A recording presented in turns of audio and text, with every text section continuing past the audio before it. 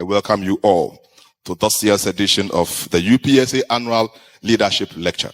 We are truly privileged to have as our distinguished speaker, His Excellency Jacob Zuma. That tells you the thinking of the countries that oppressed us all in Africa. They actually believe they own us. We belong to them. Unknown to us that they wanted Cape Town to be their own as a country. Remove blacks there so that and tried to smuggle a point in the constitution, whether you call it diamond, whatever, even if we're ruling, they still belonged to them. Because we did not have anything to change our own lives. Yes, good morning, good afternoon, good evening, all of you, families, friends, fellow Africans. That is the former president of South Africa, Mr. Jacob Zuma, who was invited to provide a public lecture in one of the biggest universities in Ghana. So in that public lecture, President Zuma spoken many issues concerning about this continent, starting with the issue of colonialism, how South Africa attained independence, coming to the laws that put in place to exploit Africa, and how Africans was considered at that time, and also arguing Africans to come together, to unite. And starting with what Jacob Zuma said about Western Cape, let us listen. Because they thought Southern Africa, because it has what is called the Cape Point, which makes you to arrive any part of the world. They want it, they believe it belongs to them. And we had that problem, that therefore we're in trouble. In South Africa, when we were free, we had 4 provinces. They decided in the negotiation that we should have 9 provinces. Unknown to us that they wanted Cape Town to be their own as a country. Remove blacks there so that and tried to smuggle a point in the constitution that if a province says, fine, we want to be on our own. If it votes and the vote is bigger, that province will go away. Because they wanted to keep the Cape for crossing with their, what you call goods. They always try to be clever. And unfortunately, I think we are as clever as they've been. Yes, welcome back. That is the truth from Jacob Zuma concerning about Western Cape. We have heard the issue of Olania, that there are some place or a small region or place in South Africa where only white people are being allowed, black people are not allowed. So, and of course, there's something called Cape Exit, where whites started the process of writing memorandums to create Western Cape to become an independent country that will be owned by white people. The reason I think you heard from President Ramaphosa, whites are still believing that they own South Africa. And the only place that they want to take is Western Cape.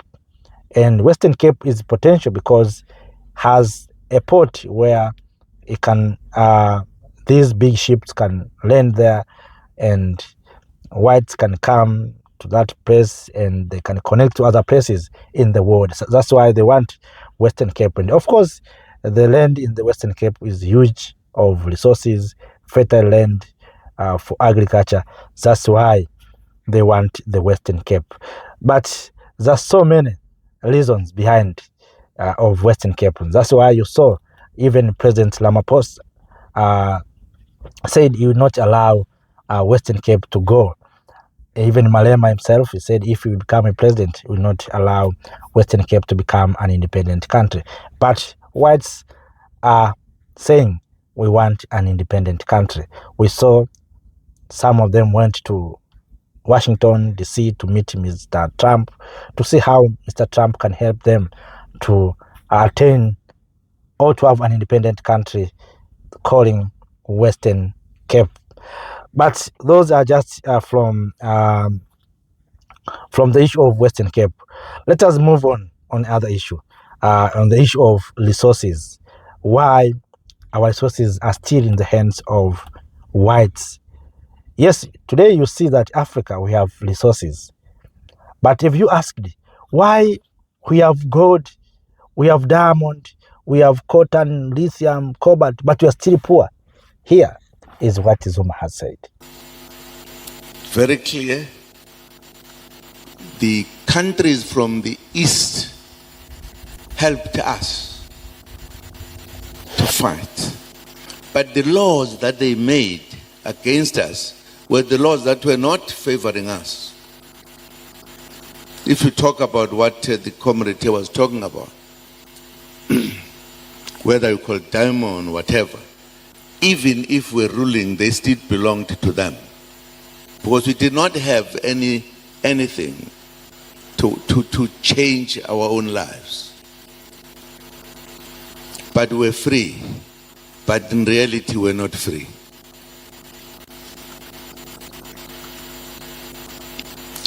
Once they did so, once they realized that our leaders, and in particular, our leader from here, who was the first to lead a country, they plan all the tricks to take him out of ruling this country. Our leader, one of the most brilliant leaders, who was very clear about Africa.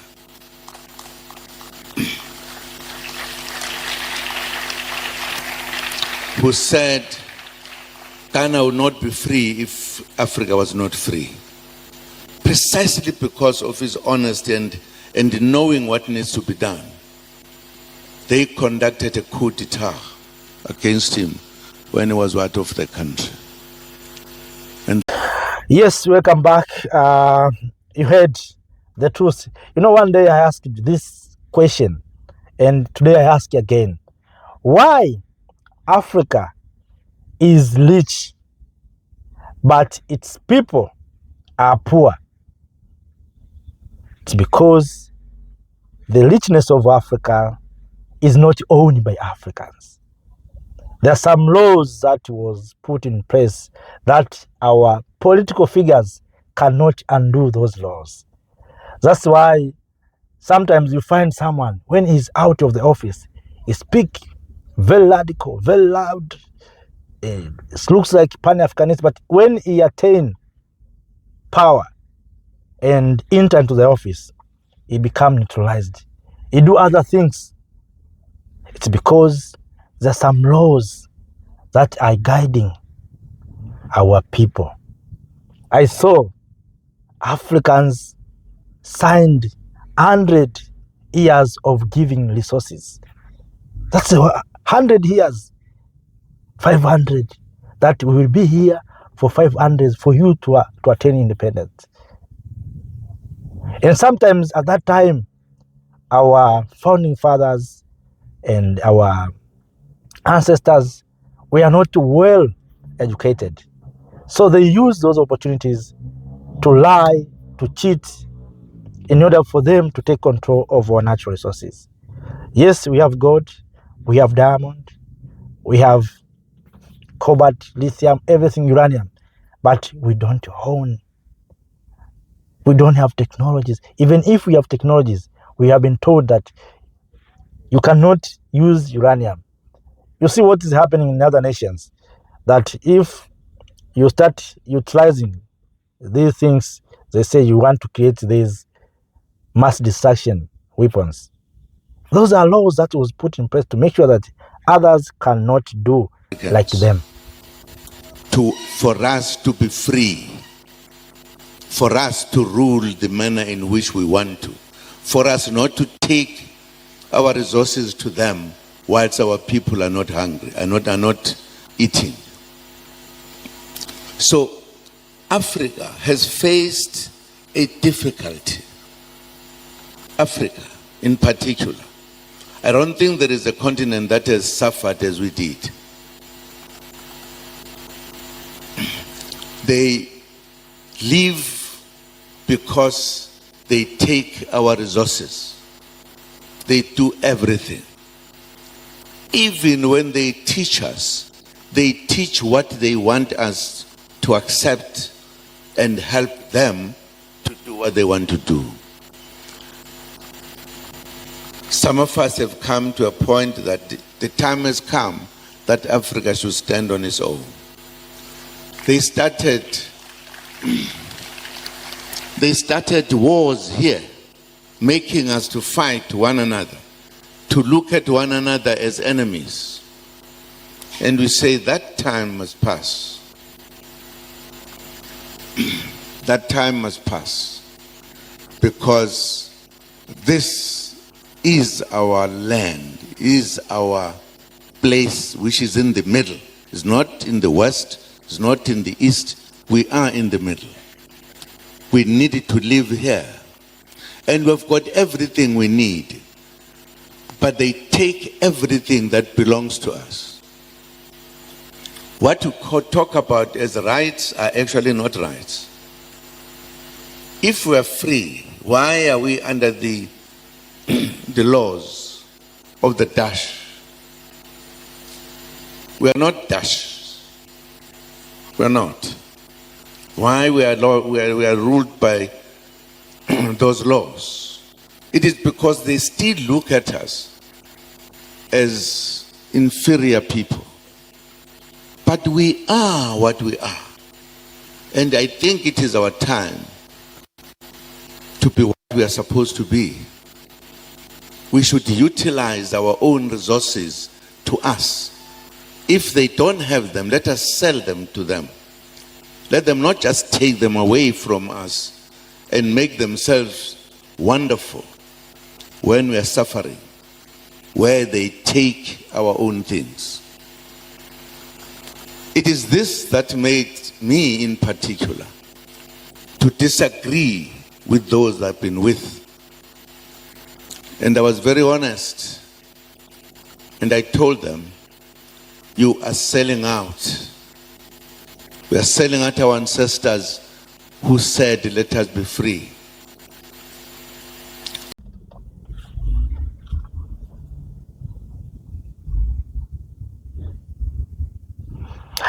Yes, we have trained, you see, to serve them.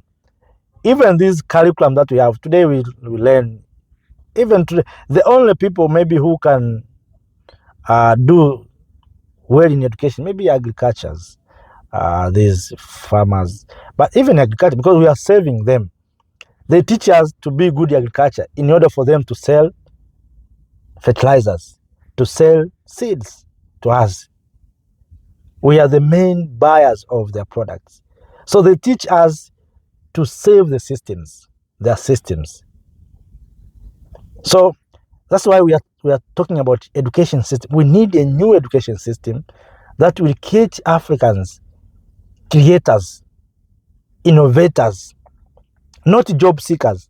Right now, all of us who are becoming job seekers, because the system that is in place have creating us job seekers. You go to school with ideas, with knowledges, but if you go to school, you become transformed into what the world wants. They say right now we have technologies. You have to shift from your technologies or from what you think to the world, what the world think. We have been trained to become doctors. not to be traditional healers. No one can teach you to become traditional healers because they have companies to supply and to give us medicine to save our lives. So you need doctor who will save pharmaceutical industries, who will make sure that pharmaceutical industries are still continuous, people are being treated. So those are just the system. Food system, you train soldiers to use weapons in other industries of, to continue. That's what is happening. So we have been trained to serve the systems. We have been trained. Today, we are talking mining. How many people are going underground? We mine, we suffer to go underground to mine. Then after getting those resources, where we take those resources? After getting gold, diamond, where that diamond is going? We take that diamond to the same people who have been taking even before. Because we have been trained not to add value to our diamond, not to add value to our gold. So when we mine, we take our resources down there, we can add small, just purifying. We wash it, just like wash it. We wash it, then we give to them that this is our gold, this is our lithium. We don't know how to use it. To create things, you need license. Do we have license? Who created those licenses? You can see how the system is going on. So we need license. So if it looks like you are overtaking the system, your license will be withdrawn. To sell the product, you need to be recognized by international standard organization. But who own international standard organization? So you cannot overlook those laws. We have been trained to obey those laws, and we need to obey those laws. So we need a new system that will accommodate Africans, that will support Africans to move forward, to move on, to develop. And that system can be obtained if we train well our people. Some of us have come to a point that the time has come that Africa should stand on its own. They started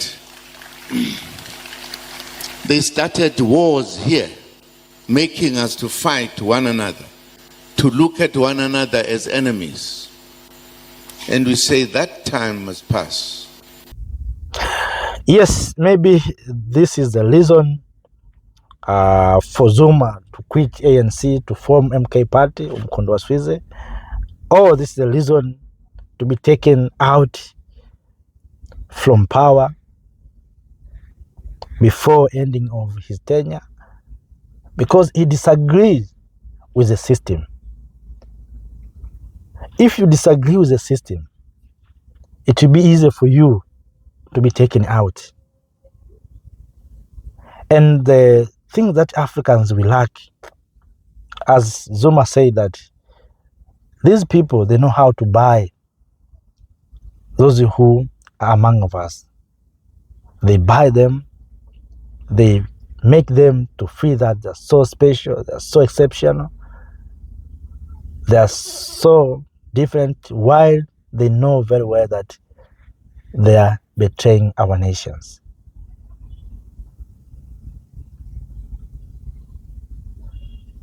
So, brothers and sisters, kings and queens, that is what I wish to share from the speech made by the former president of South Africa, President Zuma, Jacob Zuma, when he provided a public and powerful public lecture in Ghana.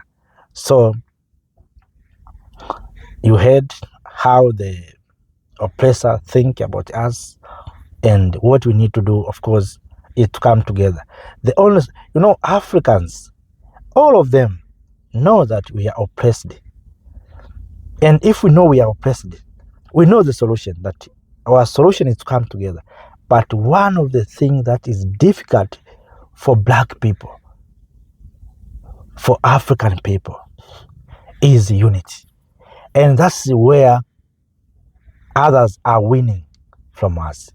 They are not winning from us because they are so intelligent. No, they are winning from us because of our disunity. Africa, we are disunited. Africans, we are divided in such a way we cannot even see each other as brothers and sisters. That's how we were defeated. So, kings and queens, if you have something to share with us from what you heard from former president of South Africa, Mr. Jacob Zuma, please share your thoughts, ideas through the comment section. And it's my hope that you will contribute positively. We want positive ideas how we can move out from this situation, the situation of oppressed, the situation where we don't see the value of our natural resources, the situation where we think and we thought that we are being oppressed, the situation where Africa will start developing. We want ideas on how we can develop our own resources. We can utilize our resources for the benefit of us. Those who don't have, like us, we have to sell to them, and to sell at reasonable prices. That will benefit us, and they will also benefit from us. Not to sell at low price. The way we see today, we are selling low resources into low prices. And then they come back, they bring back as a finished product, they make a lot of money. So, brothers and sisters, it's my hope that you heard and you will contribute.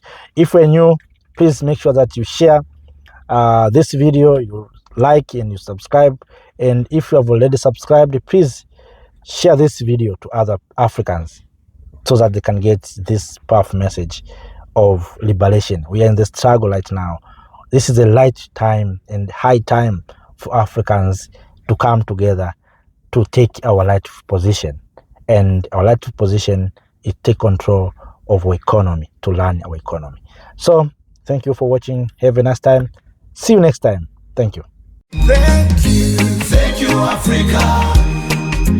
Mama Africa. Oh, yeah. You make African great. Thank you, Africa. Thank you, Africa.